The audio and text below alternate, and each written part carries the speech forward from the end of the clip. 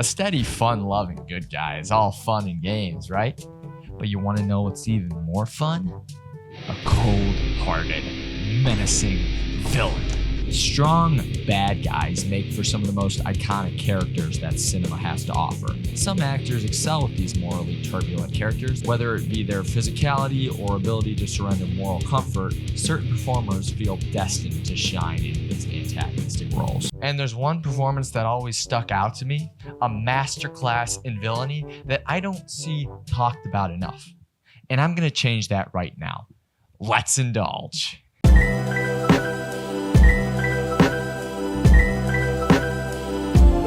And of course, I'm talking about the iconic villain that Javier Bardem played, right? Wrong. I'm talking about the other iconic villain that Javier Bardem played.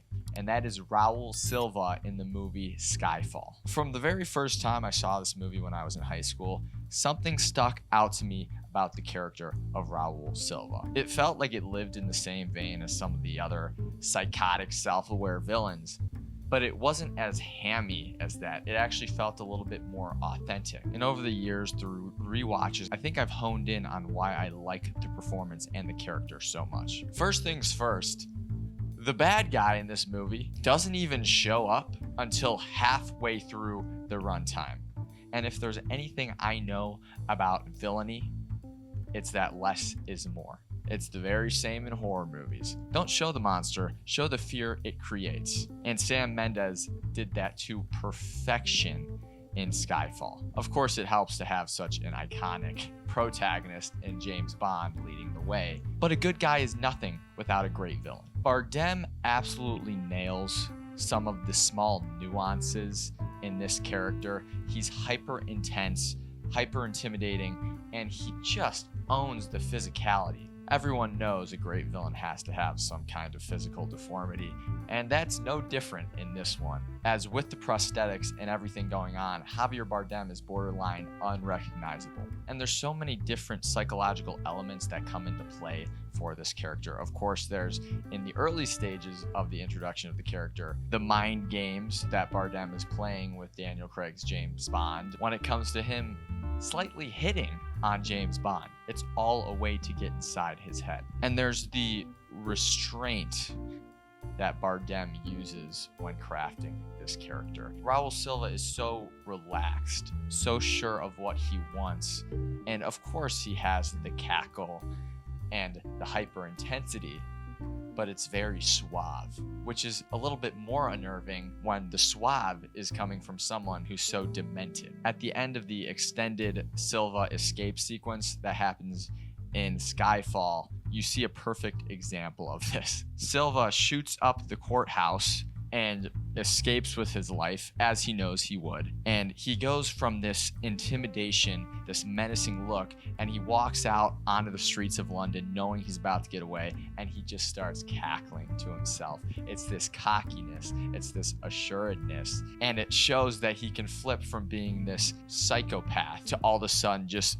basking in the glory of it all. And then of course there's the iconic ending sequence when Silva and his cronies are trying to shoot James Bond out of the Skyfall estate. The way Silva enters in the helicopter, the only light source coming from the raging fire they've set on the house, and Silva just casually walks around throwing little fire bombs through the windows, just like it's nobody's business. It's cool, it's chill, he couldn't be bothered.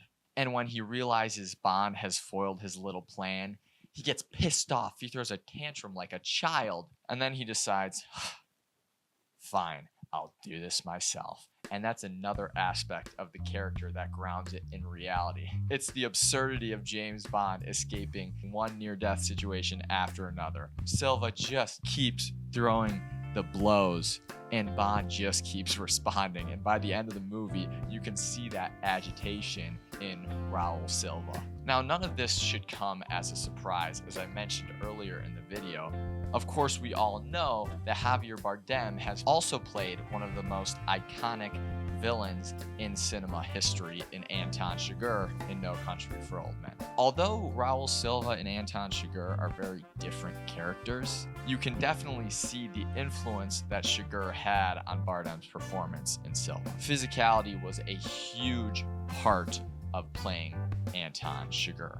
The broad shoulders, the bowl haircut that only an evil hitman could make look intimidating, and the casual cool in some of the mannerisms. The ease and the cool is on perfect display here. The iconic coin toss scene from No Country for Old Men. Anton Chigurh knows that he's about to mercilessly kill this innocent old man if the coin toss doesn't go his way, but he doesn't care. This is just the structure of things to a hitman like Anton Chigurh. He is just the bringer of fate, not fate itself. And if fate decides that the old man's time has come, well then, Chigurh is there to take care of the business. And that same cool, collected, casual energy does wonders in the role of Raul Silva as well.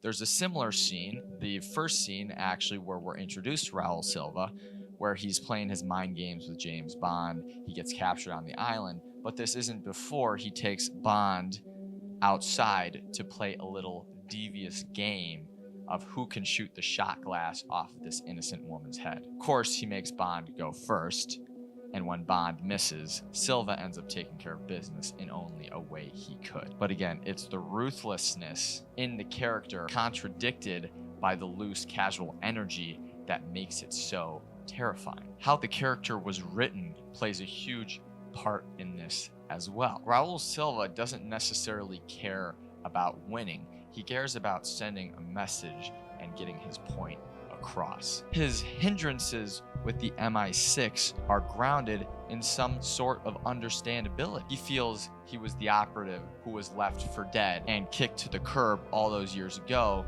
and now this is his time to get back at the people who wronged him. It's the overall vulnerability that makes him so dangerous to James Bond and to the MI6. By holding off and introducing this character for so long, you were actually able to understand him greater. They set him up as this intellectual genius who's always one step ahead.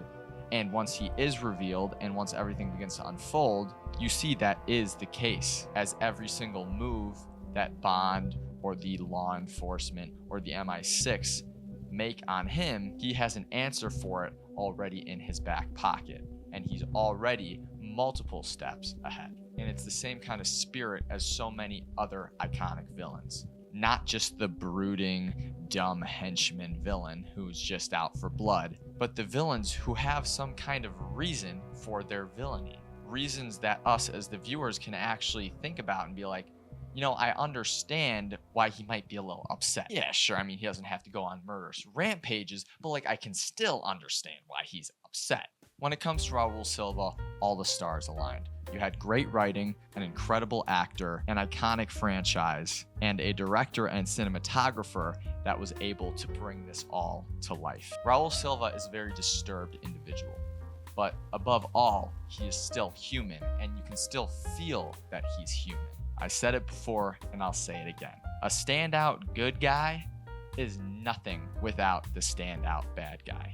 Batman is nothing without the Joker. Spider-Man is nothing without the Green Goblin. The villains give the good guys a reason to be good. And in the case of Skyfall, Raul Silva gave James Bond a reason to rediscover his purpose. And maybe that's even more powerful than just giving someone a reason to be good. I love the movie Skyfall, and honestly, between Skyfall and Casino Royale, I'm often going back and forth on which is the best of the Daniel Craig era. I think I might lean Skyfall. I'm just gonna say it. Guys, I hope you enjoyed yet another Chich Files video. I promise you, the Christmas tree will be down soon. It will be down at some point in the near future. But right now, I'm being a little bit lazy. I'm still trying to soak it in, because let me be honest, this thing is a pain in the ass to move to my storage unit, and I'm not ready to do that yet. If you haven't already, be sure to like, subscribe, comment, whatever it is you do on this platform that we call YouTube. I will see you guys next time. Take care.